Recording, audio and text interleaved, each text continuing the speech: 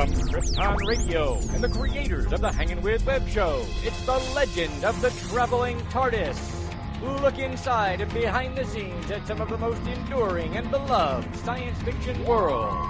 Step inside the doors to a world that is bigger, brighter, and beyond imagination. And now, join your host, Christian Basel, as you become a part of the legend of the Traveling Tardis.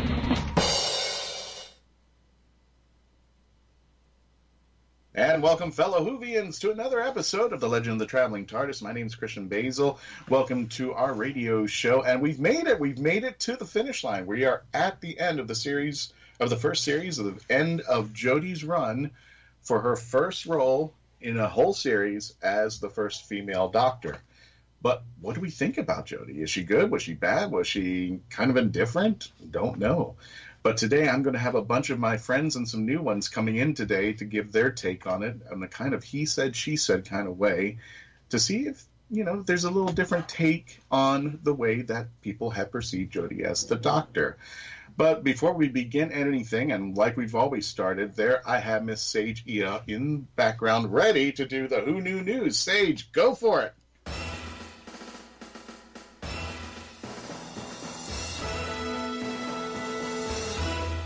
Ta-da! And here I am. No. There you go. So what's the news like today? I have some fun Doctor Who news, courtesy of Twitter, actually.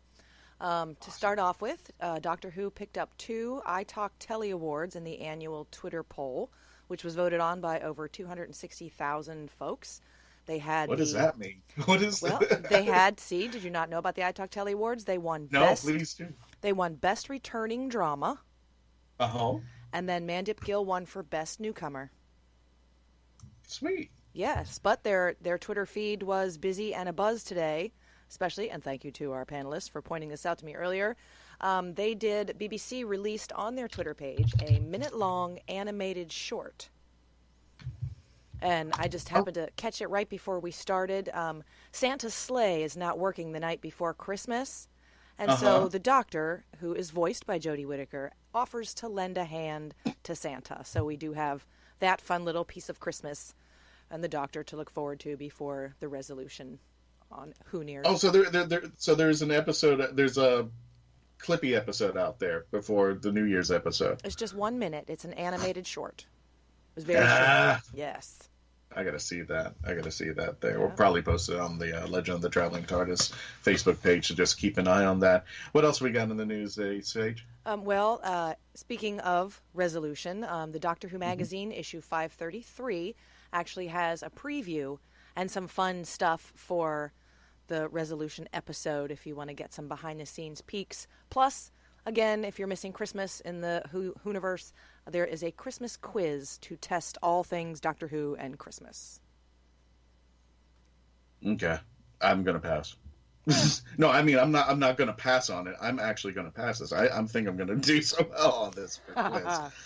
Because I'd like to think, or at least I'd like to think, every time they come up with the quizzes, and it's like, are you a true fan of Doctor Who? And then they'll come up and they'll say, yeah, no, and then they'll give you the new era questions, like, yeah, I got through that real easy, and they'll give you classic ones. I say, I know that stuff. Then they'll throw in the big finish and the Virgin books. I'm like, okay, I'm not that big as a fan as I'd like to be, but I'm still exploring, just like everybody else who's starting with it, and people who are my age getting involved with it. So I want to take that quiz. I'm going to pass. That's how it's going to be. I think you should take that quiz. Well, speaking of getting people involved in Doctor Who, I found this really cool thing. It was called Doctor Who Flux, which is a card game that you can play with the family, and you just pick a card and draw a card, but it's all Doctor Who based, and it's ever-changing Doctors. So you play a card, and you can play with all the kids because they have wonderful illustrations. And it's just a fun way to introduce the whole family to Doctor Who and get them used to all the characters. So you can find Doctor Who Flux on Amazon and introduce somebody who doesn't know enough about the Doctor to the Doctor and the whole Whoniverse. I got a question. If you were to meet somebody brand new who was interested in Doctor Who, how would you explain it to somebody? Like in a couple sentences or less. Or could you? Yeah, I suppose you could. It is, would you say Well, altruistic time travel? What's that? Altruistic time travel. Altruistic time travel. Okay. Not about the Time Lord who can change his appearance or her appearance at any given time, who's been around for more than about 2,000 years and all that great stuff. Goes around in a blue police box and just coddles up women and strangers all over the place. No, see, that's a run-on sentence. That's too long. Altruistic time travel with funky monsters. That's it.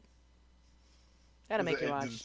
It just sounded like somebody was saying, if that dreaded question that Whovians have to answer is, please tell me a little bit about Doctor Who. And I said, the word little is not going to work in this condition right now. It's going to be a lot about Doctor Who there.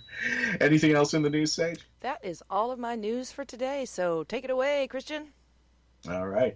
Well, folks, we're going to take a little bit of a break, pay some bills. When we would come back, we're going to put Miss Jodie Whittaker on trial, the trial of the Time Lady, and we're going to start with the guys and see how she did when we return. So stay tuned. Famous Faces and Funnies in Melbourne, Florida is leading the way in pop culture fun. From comic books and graphic novels to Funko Pops and collector's items, Famous Faces and Funnies has it all. Rick Shea and the professional team at Famous Faces and Funnies are friendly and knowledgeable. Whether you're looking for toys, props, collector treasures, or a new comic book, Famous Faces and Funnies is your one-stop shop. To find Famous Faces and Funnies on Facebook and Twitter, just type at FFF Comics. Channeling the Mothership is an exciting journey into the higher mysteries. Certified psychic medium and clairvoyant Jerry McDaniel's readings, writings, and messages have been received by thousands of people in more than 45 countries. These messages have been obtained by channeling his higher self. How does he do it? Is it a blessing or a curse? And what lay beyond the reach of your five senses? Channeling the Mothership. Explore the mysteries of the spiritual and the metaphysical. Channeling the Mothership by author Jerry McDaniel. Available on Amazon.com today. Welcome back, Whovians, and thanks for staying with us. You're listening to the Legend of the Traveling Tardis radio show. My name is Christian Basel, and we are now going to put Miss Jodie Whittaker on trial, the trial of a Time Lady.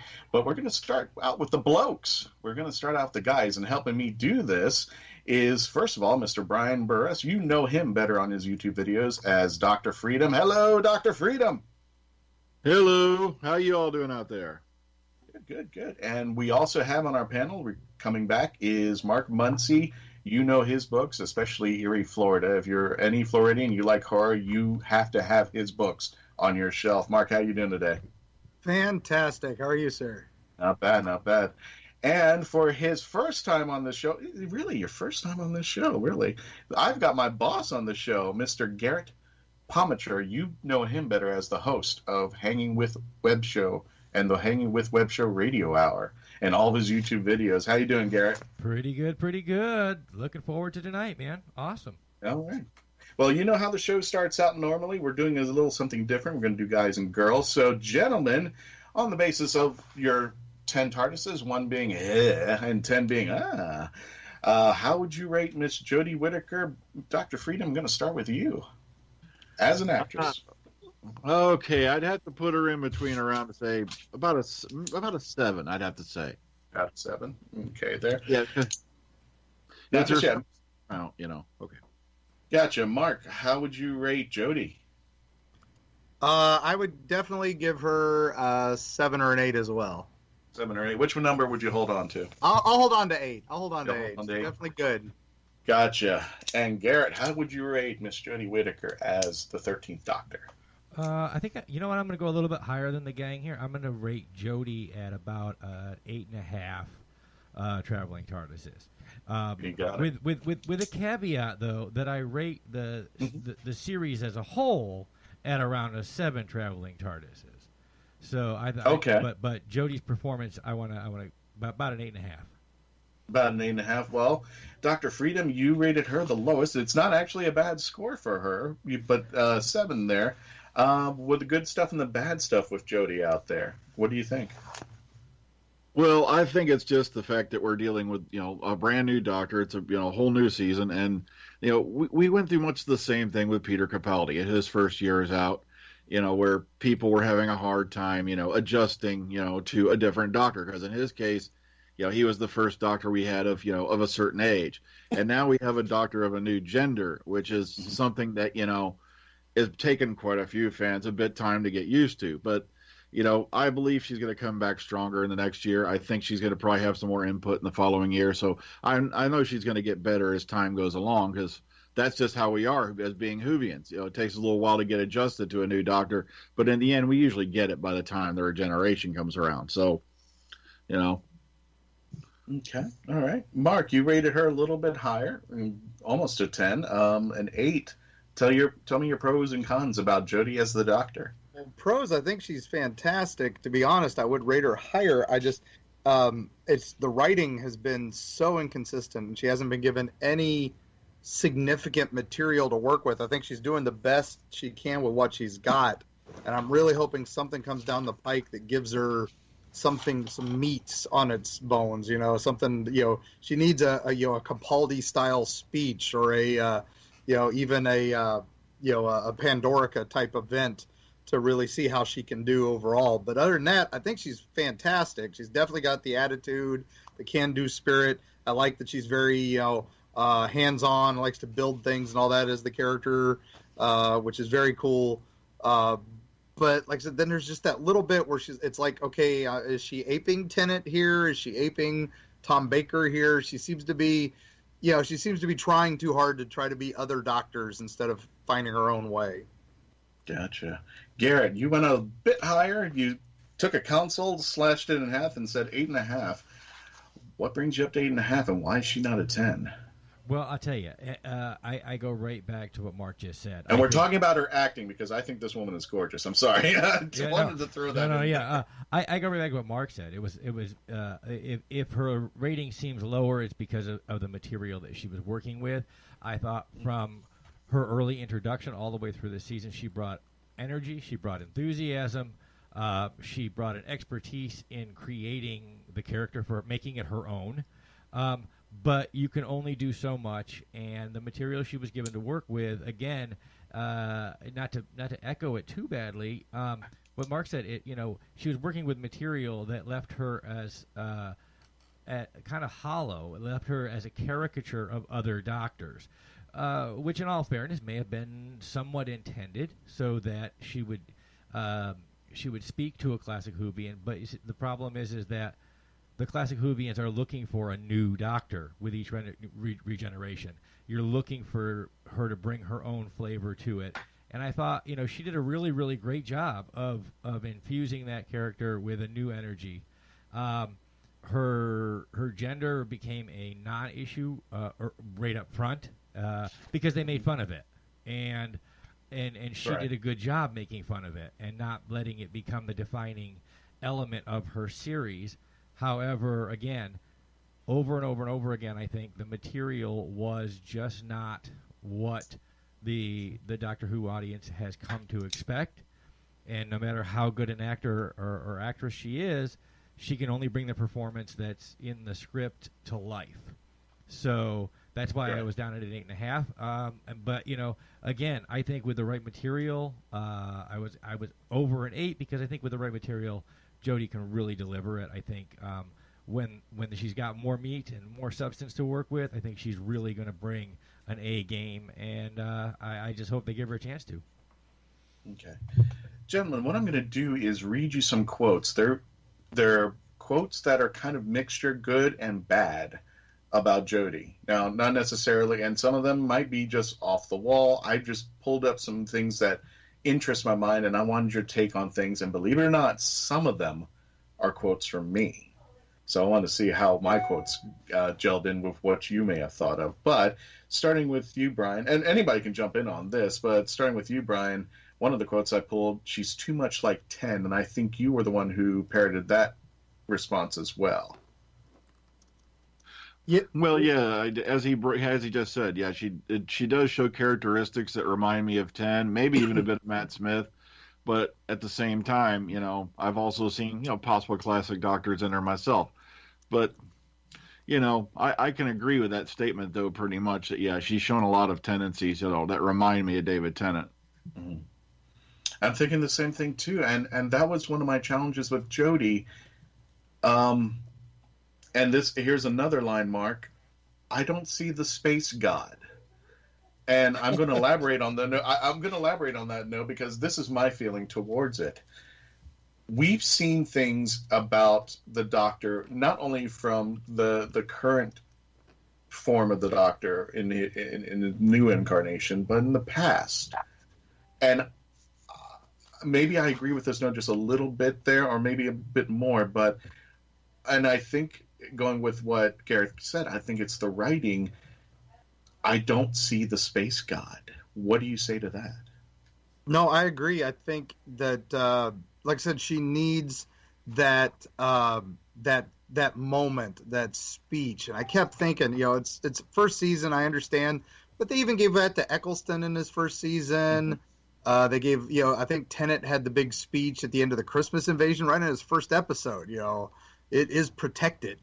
She needed a moment like that, and I don't think they gave it to her. And I think that is why some people are having issues with her, and that she's not the space god, because she hasn't had that moment. I mean, a lot of the times, some of the stuff is, as they're letting the companions run the show a little bit sometimes, and they've solved some of the adventures for some of that, and it's like, you got to give them. You got to give her some gravitas here, and we're just not seeing that yet. She's still young, still new, and the show's still new, new showrunner and all that. So it'll take some time to find its footing. I think, like everybody agrees, that hopefully, because she's definitely strong.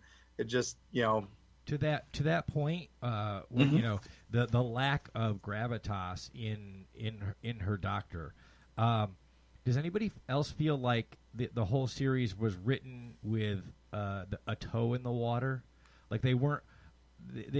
She didn't have that gravitas because it sounded like it really seemed like the writing wasn't meant to say, here's your new Doctor. It felt more like it was trying to say, here's your new Doctor, maybe.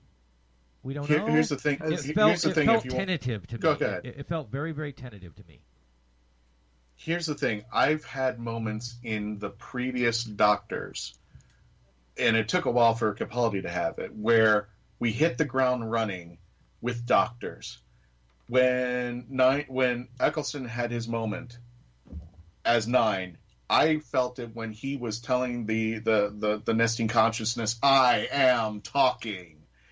I felt that moment in 10 when he tells us the Sycorax, this planet is defended. When the 11th Doctor hits it, he's with the Atraxi going, I'm the Doctor, basically, run. And he basically tells him, go ahead, research me. Find out what happened to all the other species that try to take over this planet. And he's just laying it out. And for me, it didn't happen until Capaldi get it on 12 in Flatline, where he says the same thing pretty much as, this plane of existence is defended, I am the Doctor. We finally get that.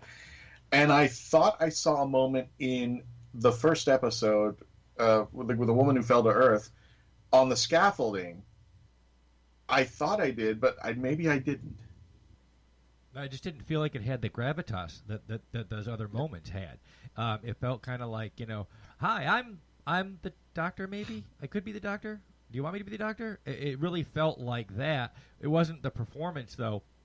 It was the material. I think everybody's hit on this over and over again, is that the material sound, it felt like they weren't quite certain that maybe they had, we all knew this was a big deal and a big leap, but I think Jodie had less of a problem with her performance in delivering us the first female BBC Doctor than the writers had writing the first female BBC Doctor. I think they kind of didn't know what to do with that.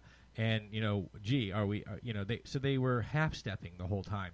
I would almost expect someone to come on board and of course, now we're going to throw it out in the universe, so that's how that works, right? But I would almost expect somebody to come on board for the next series and have the first episode almost be that moment. Like, hey, we're positive now. We're all in. And because I think everybody's across the globe, everybody's feedback on Jodie is so positive, but feedback on the series this season has not been as positive. So I think it's that's what happened there. They were kind of half stepping into this. Okay. Again, to me, it felt like a lot of setups and no payoffs. Yeah. It's almost like somebody's building up a joke, and they finally get to the gag and go, "Oh, that was the gag." Oh, I forgot to write a finish. That's what. Okay, I got you there. Mark, she's a game changer. Do you think she was a game changer? Not as much as I think we would have liked it to be.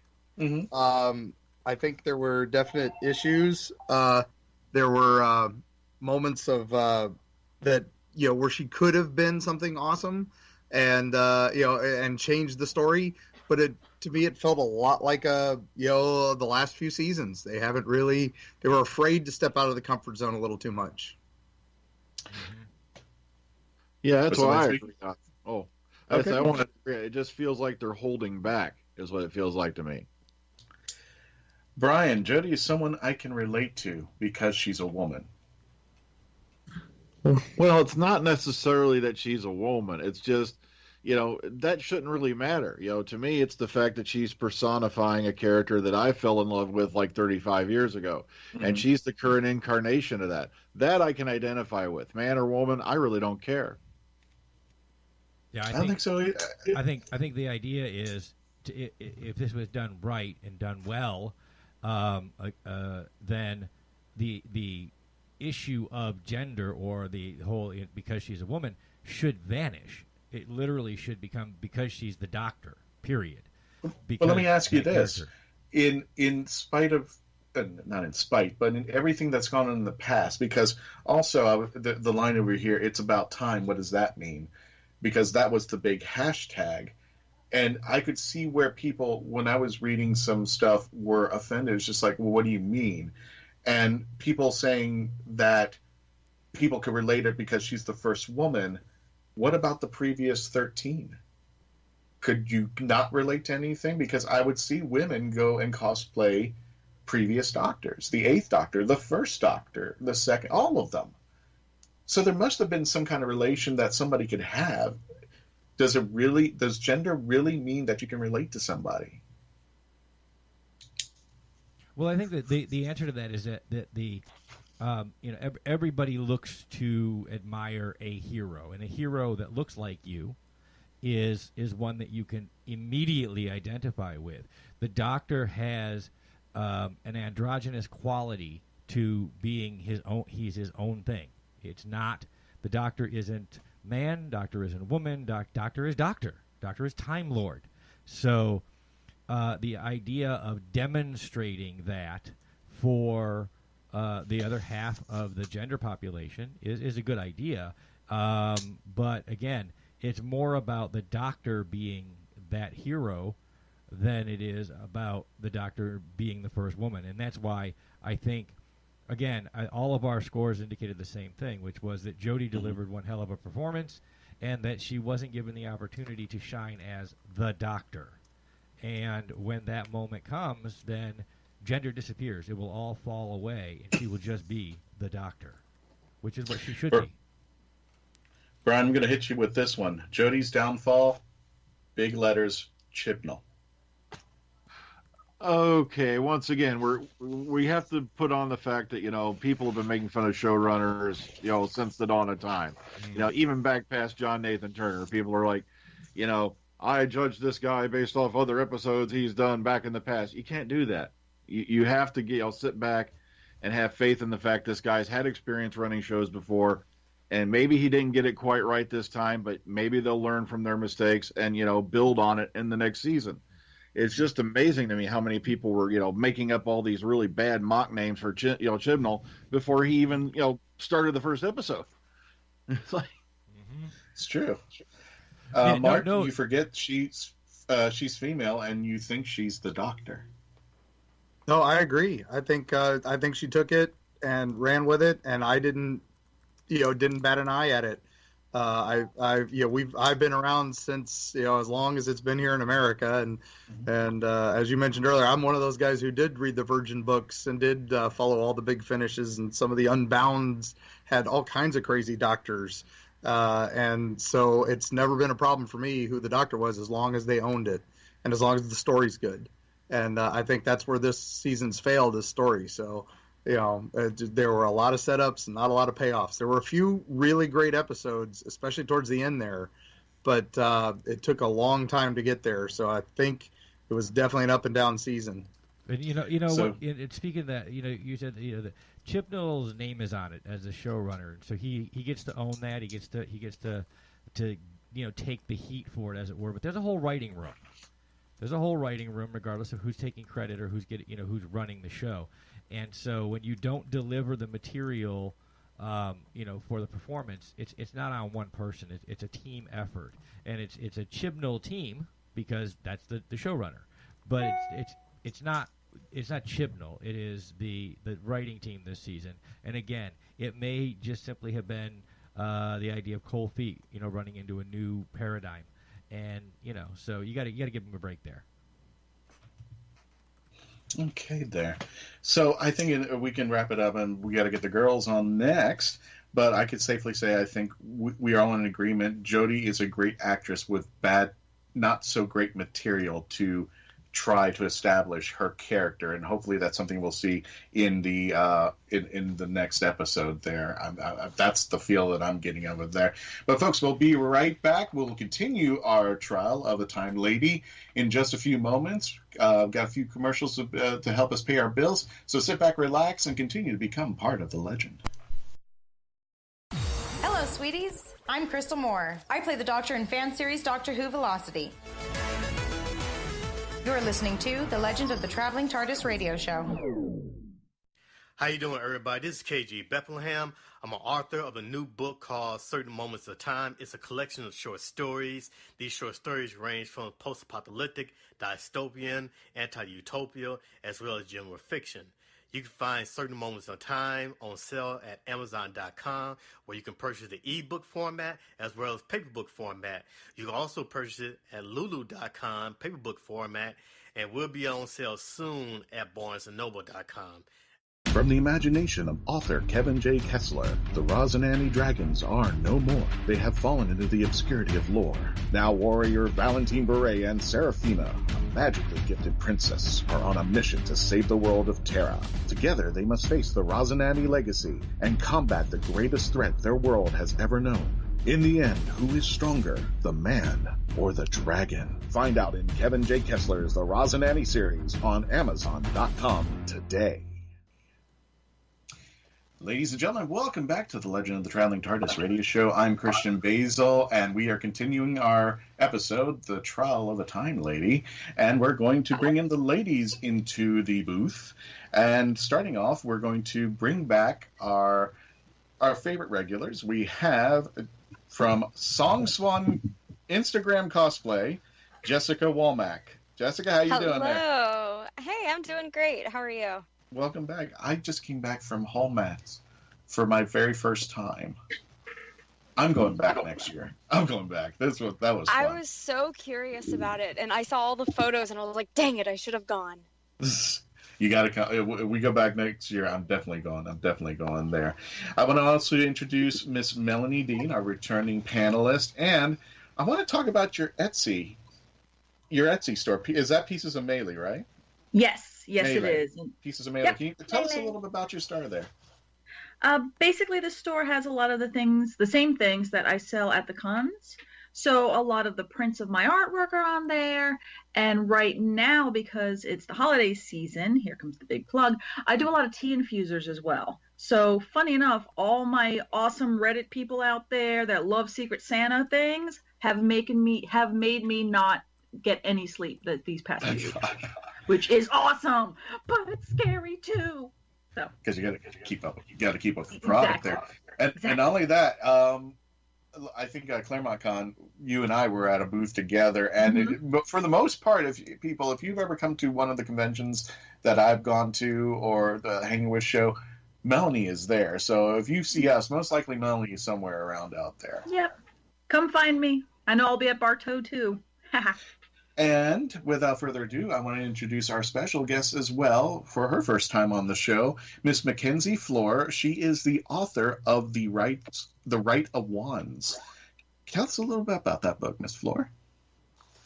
Thank you. So the whole entire, it's a series of 5 books, and it's about a 12-year-old boy by the name of Merritt McKinnon. He's a wizard, though he hasn't gained his powers. And so in order to do that, he goes to the Right of Wands, which is a little bit similar to Christmas Carol in the aspect that you see a glimpse of his past, present, and future. Oh. And then in his future, he sees you could say pretty much a doomsday prophecy. So he becomes obsessed with changing his destiny. And that's really where a lot of Doctor Who fans have really gotten attached to the series. In fact, the main character, for a little fun fact, the main character, Myrta, is actually written for Matt Smith. And he does know about it. I get asked that question quite often. Does he know? Has he read it? I'm like, yeah, he knows about it. There we go. All right. Well, welcome to the show, Mackenzie. And just everybody, you can find the links below in our episode description.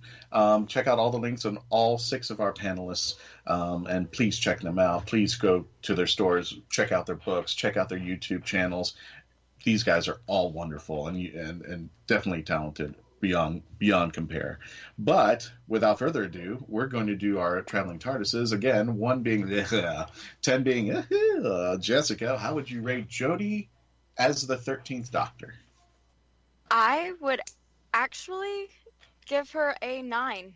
Give her a 9. Okay, Melanie, how would you rate the first female Doctor? I'm going to give Jodie 8 Tardises. 8. And Mackenzie, how would you rate Jodie Whittaker? I would also give her 8. Give her 8. Okay. Well, you normally start with the lowest number, but we have a special guest, Mackenzie. Why did you rate Jodie an 8 instead of a 10? The good and the bad. I love her Doctor. It reminds me a lot of a mix, sort of 11, a little bit of 12, and a little bit of 10, and even my Doctor with number 5. However, I don't feel the writing at this time is really supporting her so that she can really show everything that she's got. I know she can put a lot more into the character than she has this far, and I'm looking forward to what they do in the future. Okay. Melanie, you also rated her an 8. Why? I gave her an 8. I think she came in with she had a handle on what she wanted her Doctor to be. It seemed from the first episode through the episode 10 that her character was consistent with what material she was given. Mm-hmm. That being said, I knocked her down, but from a 10, going down, the reason giving her an 8, not going up any higher, was the writing. There was some parts that I didn't think kind of helped her out at all. But I mean, you're going to only do as best as what you're given as an actor. So, and what I think she was given, she really had fun with it. I had a lot of essences of like 4 and definitely 10, to the point where that might have actually been a little downgrade. Was at some points I was like, I think you're just kind of riding Tennant's coattails a bit. But there was a lot of that just effervescent kind of joy and fun. She wasn't the Capaldi or those hard, like the meteor pieces that you wish you kind of saw that she could have. We didn't get that. Hopefully we'll see that later on. Jessica, you rated her a 9, almost a 10. Why is she just 1 point away? Why isn't she up there? Well, to just kind of echo, the only reason she's not up there is I actually felt like there was a bit of a decline. If she had kept on the way that the first episode was, I think she would be 100% 10, because I believe I said this in one of our first episodes. When I first saw her come down, falling through the train, there was no question. It was, that's the Doctor. And that's why I have her at such a high rating. Now, there wasn't much growth from that. I feel like it almost kind of like descended some, which is why it's not a perfect 10. But in all honesty, the things that win me over is just mannerisms and just the character work. You can tell that she absolutely put into it, and there was never any question in my mind. It's not, oh, this was Jodie Whittaker playing the Doctor. No, I looked at it and I was like, that's the Doctor, which is, why I'm choosing to give her a 9, because she was fabulous. It was never, oh, this is a female trying to be the Doctor. Okay. Now, ladies, I've asked some questions to the guys in the previous segment, and they actually rated her lower. Not too much lower. It was 8.5, 8, and 7. Everybody here is rating 9, 8, and 8. So almost consistent. We like Jodie, but one of the things I'm going to be mentioning are things that people have posted. Some of them are going to be from me, some of them are going to be from other people, but I'm not going to tell you who's what, because I want to see what you guys thought about that. So one of the things I'm going to hit with you, Jessica, is that one of the criticisms, or in some cases I'll throw in some positives too, just to see, she's too much like 10. I don't know. I almost disagree. Because I feel like it's self-reflective. You will see the doctors that you want to see in each of them. Okay. That's what I feel. And 10 is a lot of people's favorite. And there are some mannerisms and some aspects that do remind you of 10, but she reminded me of 11 quite a bit. But I'm an 11 girl. But of course you wore a fez too, so there you go. Yeah, true. But I don't think it was that she was too much like 10. I think that she did take on the proper aspects of previous doctors because it's the same person. But there was never a moment, because she did lack the darkness that 10 had. She did lack that, lonely god, I'm depressed some of the time and I put on a good face. She lacked that completely, which... I feel like that's so much of 10's character, so I don't think she was replicating 10 at all. Okay, addressing that a little bit more, what personalities do you pull out of Jodie that would not be in the previous Doctor, making the Doctor her own? I think definitely kindness, and I feel like that was because of Capaldi's last speech. Because that was one thing, like the Doctor's always been kind, but I think we've even said this a few times before, is there's just an overwhelming sense of kindness that she has. And it's not just because she's female, it's because it's just a genuine care. But you don't think she emulates that from 5 and 8? There's still, it's in a different way though. Because, there's only so many personalities you can replicate. She's on 13, but I really feel like it is displayed and she expresses it a lot different than 5 and 8. Like 8 is obviously extremely kind, but I don't know. There's a different feel to it. Okay. Well, Melanie, I don't see the space god. I don't either. And I think that has to do with the writing. For me, in context, the space god is that omnipotent kind of being, not just an omnipotent being, but is also kind of, and this is the wrong way to put it, is judge, jury, and executioner. Those are the three things that aren't the Doctor, but that there's a line. And that would be what the space god can that's the dominion of the space god. I don't see her in that right now, only because she didn't have any of that writing. I didn't see any of that as previous panelists have said already in many of our episodes, their darkness isn't there. She didn't get that Capaldi kind of speech about war and the gravity of our consequences. Which I think it was kind of unique for her Doctor, is that she was very no nonsense and hasn't gone down those paths of, like, when in this last episode with Graham saying, what he was planning on doing. And she was just, no. And that was the end of the discussion. And we just moved on. I think you would have seen more of that kind of space god if she was more wordy in why, or if maybe even there was more of a fight being put up, or even then, if anyone did put up a fight, no, and we moved on. So there was no debate. So therefore, not seeing that debate, not hearing it, I didn't get that. I can see where if you bring up I didn't see the space god. Well, it really wasn't out there. Maybe. Okay, Mackenzie. Jodie is someone I can relate to because she's a woman. Let me unpack the question just a little bit on that sentence. Jodie is someone I can relate to because she's a woman. Does that mean a girl growing up could not relate to the previous 13 Doctors, or that a boy growing up could not relate to Jodie? Honestly, when the very first time I hear that phrase, it makes me think of the actor who played my Doctor, number 5. Peter Davison said that a young boy could not look at Jodie's doctor as a hero or a mentor or a model, which I completely disagree with that. You don't have to be one sex or the other in order to look up to somebody.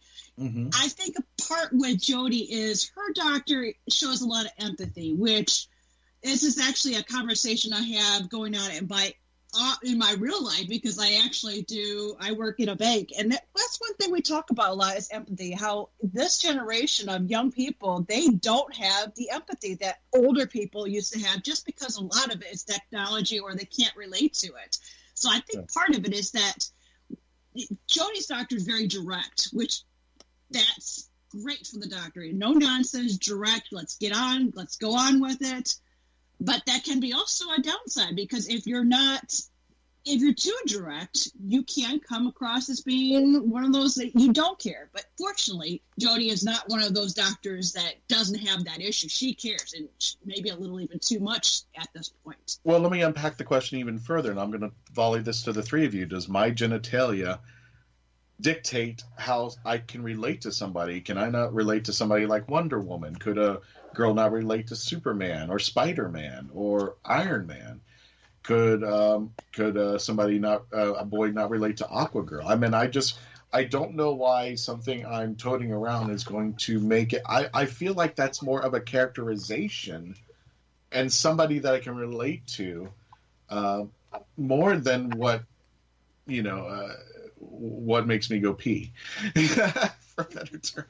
No, I absolutely agree. Like, I don't think that someone being a female or someone being a male, like, there's definitely been series where I absolutely related more to a male character because of maybe what they were going through or their experiences, or like, I have a hero complex, and unfortunately women aren't written with hero complexes that often. So I do find myself relating to a lot of males in the nerd culture. And I don't think that just because someone's written female, I'm going to relate more. Now, there might be certain things I don't even know. Like, maybe it's just the way that certain females are written, that other females are classically stereotypical, so therefore they generally relate to females. And maybe that's what we're taught in society is these are written because this is how you should act. Okay. And males are written because this is how you should act. So I feel like that's putting everyone in a box. It's saying these are the people you have to emulate because they are male and these are female. And if you have a hero complex, you can't be a female. So, I really don't feel that I can't relate, because honestly, the doctor I've related to the most, which is why he's my favorite, is I absolutely adore 6 and 11. And Jodie, I actually don't relate to at all. I know they're complete opposites, but I'm one of the very few people on the planet who likes. I wouldn't say let me take that back. That actually thinks 6 is one of his top favorite doctors, because I love 6. I love the no nonsense silliness. But that it's the doctor who's the manic and but that's just me. But Melanie, which is the new quote that I have over here, and we can elaborate on this. And I've got a backup question to this, Melanie. Jodie's downfall is Chibnall. Now, could that also mean that because he's the wrong gender, that he can't write a series for a female doctor? I don't think that, because that's one really kind of I have to ponder a little bit. And I kind of I like how this question kind of segues from the previous one, and I'm going to kind of tie the two together on the relatability of it. I think and I hate to say, I don't want to use the words we, because I'm just going to go with I, because really that's all I can speak to. For the longest time growing up and everything, all of my heroes have always been, well, not always been, but I've always looked up to a lot of men in my life, whether it's in the history books, whether it's on TV, whether it's in sports, whether it's in art, whether it's in baking and cooking and anything. A lot of the people I saw were men. I've also saw women in there, but not as frequently. Now, I believe growing up, I knew that I could relate to someone that's not my own gender. That being said, I don't know, and kind of, again, dovetailing back to the last question, I think that's something that women, and now this part where I get more generally, kind of always have been used to knowing that, look, you can relate to both genders. Hence why you can kind of cosplay as both genders. You look up as more genders and colors and everything. Right. I think for men, you've always kind of growing up, you saw other men. So maybe there was this little facet that we're just now in our own time are kind of exploring was that ever something that had to do with, did you look up to somebody because they were a male or because it was a female, not just because they were, the best of their particular thing that they did, whether they were in sports or science or whatnot. For Chibnall, I think he can write female. I think he can write a female doctor. I think he can do all of those things from being a male, because writing, you usually do research. And the big thing when it comes to a TV show, it's the biggest team effort you can possibly imagine. But the bad thing is, it's I'm going to make a sports analogy. It's almost like football. You have how many people on the field in order to make a touchdown, but if anything fails, it's the quarterback's fault, not anybody else on that entire, on the team. Right. Or it's the coach's fault. You point. You go for whoever's on the top of the ladder. So in Chibnall's case, I think that he can write for females. He can do all this because his team can go ahead and he's got the tools to do it. I think the success of everything has to do a lot with Jodie, and there's going to be different facets of where you do have that finger pointing kind of thing of maybe in that writing room he pushed for certain things that didn't really work out and maybe should have listened to such and such. If that kind of answers your question, I hope. Yeah, well, I mean, there's no right or wrong. Around a little bit. As I told people before when we go on the show, there's no right or wrong answer. There is your answer, and and we have a discussion. We have a social and respectable discussion about that. Speaking of which, Mackenzie, you forget she's female, and you think she's the doctor. Exactly. There's really no difference when Jodie comes on. To me, and someone had mentioned this before, is when she falls to the train, that moment she is the doctor. For other doctors, I've had issues where, and it didn't matter what gender they were, I just didn't connect with them. But it definitely isn't the case with Jodie just because she's not female, or in this case she's female. I think part of the reason, and this is going kind of with the question before with Chibnall's issue, is it may be the way that he was trying to do this series, where he was trying to make it a bit like the old Doctor Who, where there were multiple episodes, but not necessarily did they any correlate other than they had the key characters. Whereas with the newer Who, we have been seeing characters where they have a storyline that goes through the entire season and it ties all together, so you can relate on and get more involved in the series instead of it kind of seemed jibble-jabbled, and then all comes together. Okay. Well, without further ado, we got to pay some bills again so we can make sure this show keeps running forever. But when we return, I'm going to give you my rating and my take of not only Jodie, but the entire series, and possibly I might throw in a little Chibnall as well. When we return, continue to listen and continue to be part of the legend as we continue the trial of the Time Lady. Grab some altitude and adventure together at Pound the Grape. It's all about an adventure above the crowd. There's always something different happening there, from painting to food pairings to dancing. But one thing's rock solid: people sharing incredible wines from around the world. And if that's not what puts Lift under your wing, try their craft beer. Grab some altitude and adventure at Pound the Grape. Find more at poundthegrape.com. Poundthegrape.com. Pour a glass of adventure. From some of today's best-selling, award-winning authors comes 22 page-turning tales, Cursed Lands. Cursed Lands will lead you through one doomed world after another in a haunting dystopian urban fantasy. Join the courageous as they battle for survival across worlds where fae, Vampires, angels, witches, and more roam freely. Cursed Lands is coming soon on Apple Books, Kobo, and Nook. Pre-order your copy for just 99 cents today.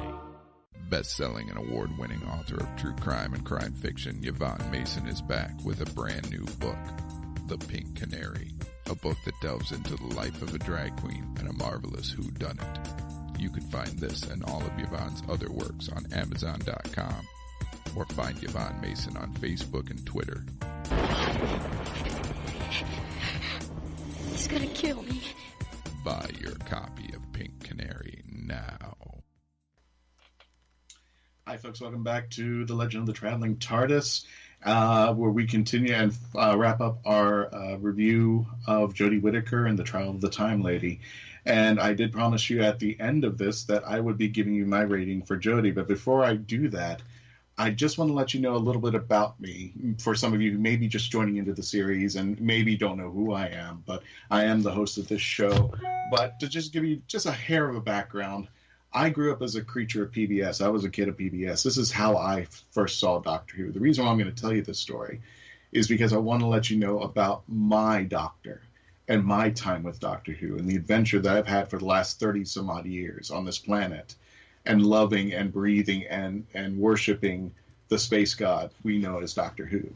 And my first doctor was on PBS. His name was Tom Baker. He was the guy with the scarf, the floppy hair, and he was a character that I could relate to because I wasn't into the big, bulky character. I mean, I liked the Transformers when I was growing up. I loved G.I. Joe when I was growing up, and Marvel and all these comic books. It didn't appeal to me. But this one guy who spoke a British accent, who traveled in time to space with this blue box and this little mechanical dog and these cute females that he had that always challenged him, this was the character that I fell in love with and I related to because he didn't pick up a gun. Or he did. I mean, in case of America, well, we won't go there. But he didn't use violence as a weapon. He used his wit. He used his intelligence.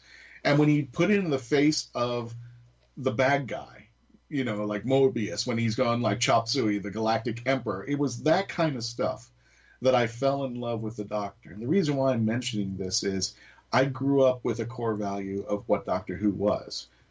And when I lost my doctor, you see, what happened is PBS only bought the rights for Tom Baker.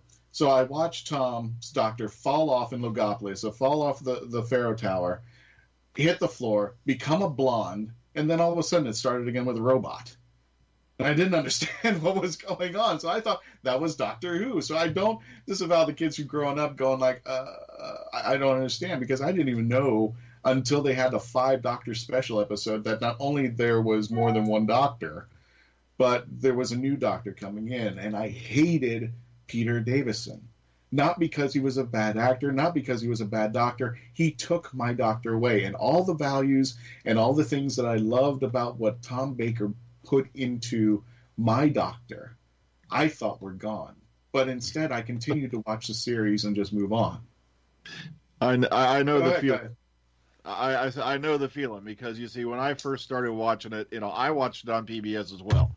And they didn't talk about, at least they skipped around, I guess, the episode that talked about regeneration and all that. Yeah. So when Tom fell off that tower, and then next thing you know, he's changing, I'm like, who the hell is this blonde guy? Wait exactly.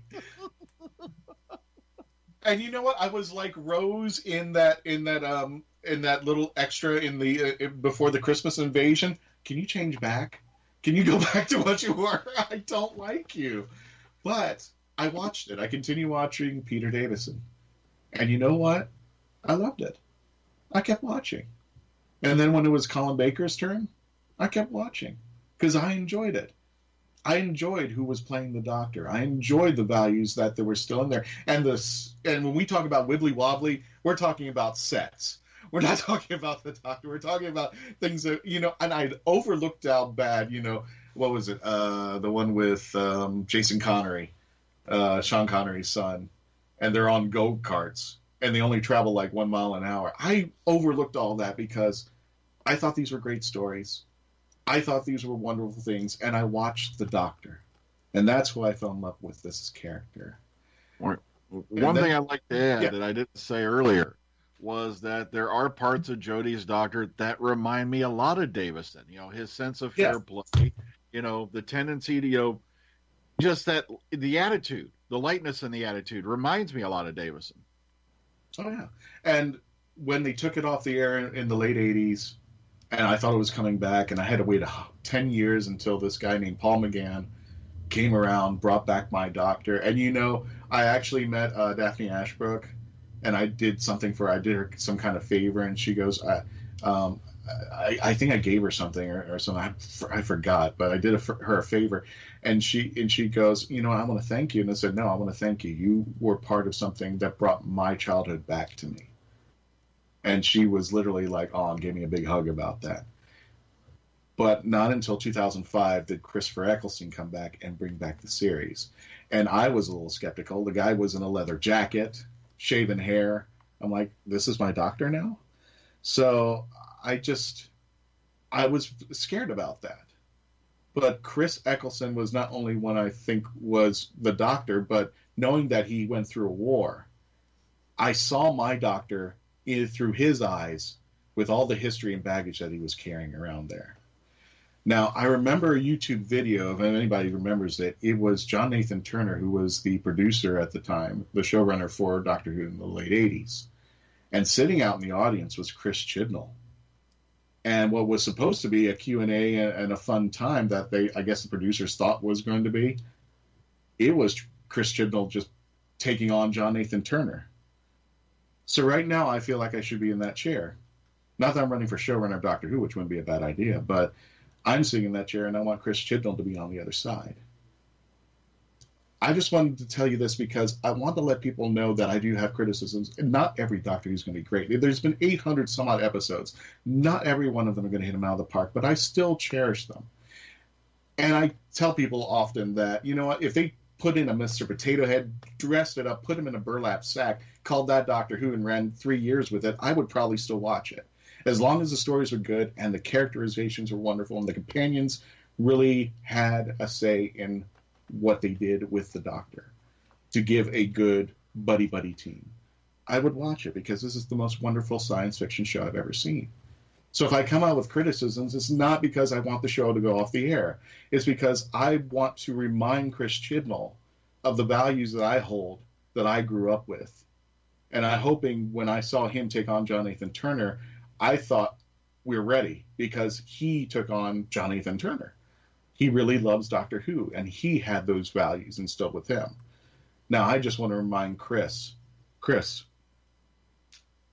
I admire anybody who takes the showrunner thing. It's like being president of the United States. Everybody's going to have a criticism. You're not going to appease everybody. But I want you to remember the classic stuff. I know it was a challenge for you to go out there and do something different. But you got to remember, you got people with 50 years of history plus. And they want to ride with you. They want to be with you. They want to be with you and Jodie. But if you're going to scare them to the point where, you know what, I don't even recognize the show anymore. I didn't even recognize the series. And I kind of lost a little faith in it because in the chance of taking a chance and doing something completely different, I kind of thought that Chris was disavowing the history that made it so wonderful. And I don't think he took a chance with Jodie. Because I was the one who said, I don't see the space god. And it's not because that Jodie's not a great actress. I saw her in Broadchurch. She has the dynamic acting range. She can do this. But I needed to see my space god. And I do see some wonderful things that she has done, but I think the writing should have backed her up. Instead of trying to write great stories, we should have written great stories to back up Jodie's first year as the Doctor, to display her artistic works in one moment. Because that, I think, is what makes this show great today. So if I'm giving a challenge to anything, Chris, I need you to go back and remember what wonderful things that Classic Who was.